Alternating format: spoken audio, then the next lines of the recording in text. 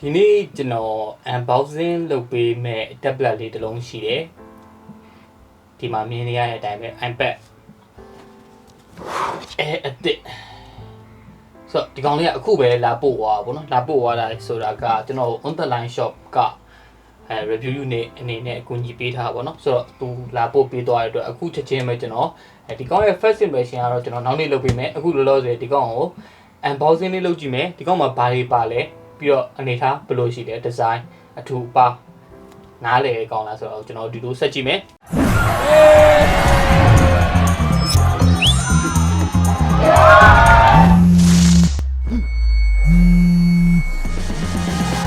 ပေါ်ပါချစ်လေခံစားမှုအသစ် Oppo F70 Pro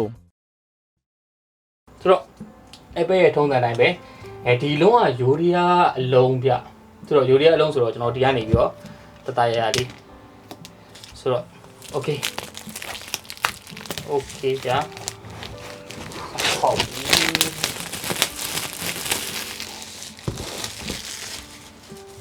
တခုရှိတာကဒီကောက်မှာ charging ပါမပါ adapter မပါပေါ့နော်ပါမှာပါတကယ်လို့ပါခဲ့ရဆိုရင်လည်းကျွန်တော်ဒါသိထားမဲ့ adapter တခုတော့ဖြစ်သွားလိမ့်မယ်ဘာလို့လဲဆိုတော့ဒါ iPad ရဲ့နောက်ဆုံး generation လည်းဖြစ်ကောင်းဖြစ်သွားနိုင်တယ်ပေါ့နော်ဘာလို့လဲဆိုတော့ဒီ adapter ပါရဲ့နောက်ဆုံး generation ဖြစ်ကောင်းဖြစ်သွားနိုင်တယ်ဆိုတော့ကြည့်မယ်ဆက်ကြည့်မယ် okay ဗျာ okay ဒီလိုလေးထားလိုက်တာဒီလိုလေးဆိုတော့စသချင်းဒီအရောင်က sky blue အရောင်ဗျာ sky blue အရောင်ဆိုတော့သူအရှိဘက်က bezel ကအမဲနဲ့လာမယ် okay iPad ကိုနောက်မှကြည့်မယ်ကျွန်တော်ခုနပြောခဲ့ adapter ပါမပါကျွန်တော်ဆက်ကြည့်မယ်ဟို adapter ပါသေးတယ်ဆိုတော့ Apple ရဲ့ Type C to C adapter လေးပါသေးတယ်ခင်ဗျာဒါတော့ C to C ကြိုးလေး okay ပြီးတော့ဒီထဲမှာတော့ကျွန်တော်ထုံးစံအတိုင်းပဲ Apple ရဲ့ menu တွေပါညာပေါ့နော်ဒါတွေကတော့ကျွန်တော်ဖယ်ထားလိုက်တော့ okay adapter ပါတယ်ဆိုတော့ဒါနောက်ဆုံးကျွန်တော်တို့ဒီသိမ်းထားမယ့် adapter လေးတစ်ခုလည်းဖြစ်ကောင်းဖြစ်သွားနိုင်တယ်အဲ့တော့ဒါလေးကိုခဏဖယ်လိုက်မယ် iPad ကိုကျွန်တော်ဆက်ကြည့်မယ်အိုး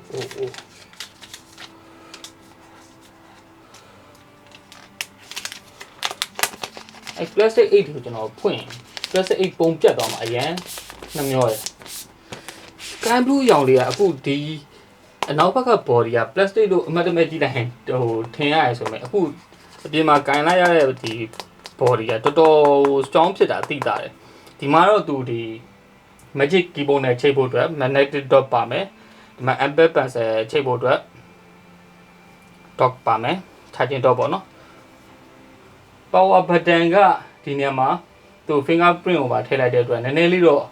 ကြီးသွားတယ်ပေါ့နော်ဒီ bezel အပြည့်နီးပါဖြစ်သွားတယ်နောက်ကင်မရာဘန်းကလည်းရိုးကျွန်တော်ဟိုတော့ unboxing လုပ်ပေးခဲ့တဲ့ iPad 8 generation နဲ့ရှင်းမယ်ဆိုရင်နည်းနည်းလေးထွက်နေအောင်သတိထားမိတယ်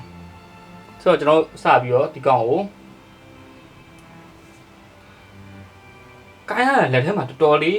မိုက်တယ်ပေါ့တယ်ကျွန်တော်ရဲ့လက်ရှိသုံးနေတဲ့ iPad Pro နဲ့ရှင်ဒီကောင်ကအများကြီး weight ပေါ်တာကိုခံစားရတယ်အဲ့ဒီချက်တော့တော်တော်လေးမိုက်တယ်ဆိုတော့ magic keyboard နဲ့တွဲသုံးမယ်ဆိုရင်ဒီကောင်ရဲ့ weight ကအနေတော်လောက်ပဲလို့ပြောလို့ရတယ်ဘာလို့လဲဆိုတော့ magic keyboard ကလည်းတော်တော်လေး weight ရှိရဆိုတော့ဒီကောင်ရဲ့ဒီအနေထားနဲ့ဆိုရင်ဒီ iPad Air အလေးချိန်နဲ့ဆိုရင်တော်တော်လေးဟိုfit ဖြစ်သွားမယ်လို့ကျွန်တော်အနေနဲ့ဟိုထင်တယ်ပေါ့နော် okay ဆိုတော့ကျွန်တော်တို့ဒီစားစလုပ်တာပေါ့ဒီမှာ Apple ရဲ့ထုံးစံတိုင်းပဲ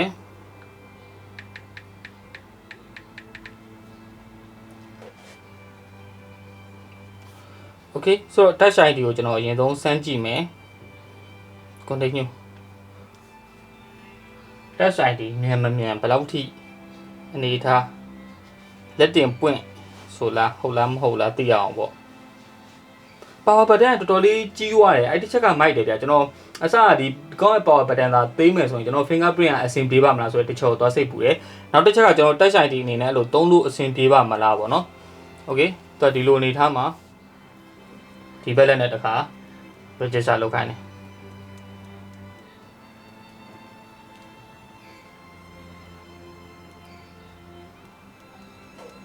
ပြီးရင်တော့ဒီကောင်းရဲ့ fingerprint ကအဆင်ပြေမပြေကျွန်တော်တစ်ချက်စမ်းကြည့်ရပါတော့ Okay နောက်ပြီးတော့ဒီကောင်းမှာသုံးပေးထားတဲ့ A14 Bionic ကရောတကယ်ပဲကျွန်တော်တို့ညံလာလားဘယ်လောက်ထိကျွန်တော်ရဲ့ iPad Pro နဲ့ရှင်မယ်ဆိုရင် performance ကဘယ်လောက်တောင်ဟိုနည်းဖြစ်သွားလဲပေါ့နော် Okay agree ကောင်းကန်ရတဲ့ hand feeling ကပြောရမယ်ဆိုရင် iPad Pro နဲ့အရင်ကွာရဲလို့တော့မခံစားဘူးfingerprint လည်းတော်တော်လေးမြန်တယ်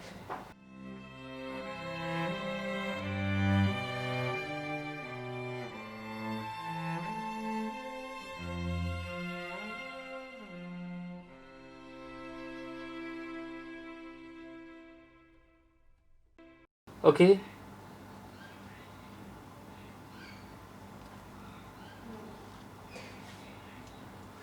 မစိုးဗျအဲလေးကလေအခုချိန်မှာဝယ်မယ်ဆိုရင်တော်တော်လေးဝယ်ပြောတဲ့ဈေးတန်းတစ်ခုမှရှိရယ်နောက်ပြီးတော့ speaker ကလည်းဒီမှာလေးလုံးပါမယ်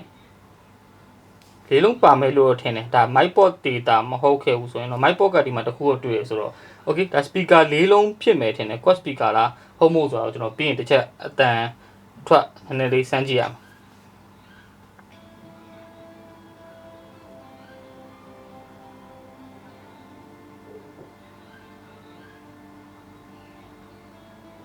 Okay ဆိုတော့ပထမဆုံးကျွန်တော်သူ့စီကအတန်ထွက်လေးပါညာနည်းနည်းလေးစမ်းကြည့်အောင်ကျွန်တော်တို့တော့ဘာမှတော့မထည့်ထားသေးဘူးဆိုတော့တခုခုပလေးလို့ရမလားဗောနော်ပလေးမယ်ဆိုရင်လည်းဟိုနေ့နေဝင်ခိုင်းမှာပဲ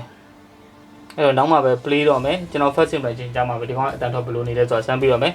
လောလောဆယ်ဒီကောင်ရဲ့ unboxing လေးကတော့ဒီလောက်ပဲ okay အဲ့တော့ unboxing မပြီးခင်ကျွန်တော်တစ်ချက်လောက်ဒီကောင် magic keyboard နဲ့တွဲပြမယ်နောက်ပြီးတော့ Apple pencil နဲ့ချိတ်ပြမယ်တန်း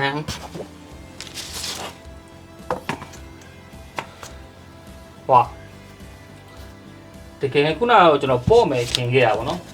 တကယ်တော့အရင်ကြီးတော့ထင်သလောက်မပေါ့ဘူးဒါက magic keyboard က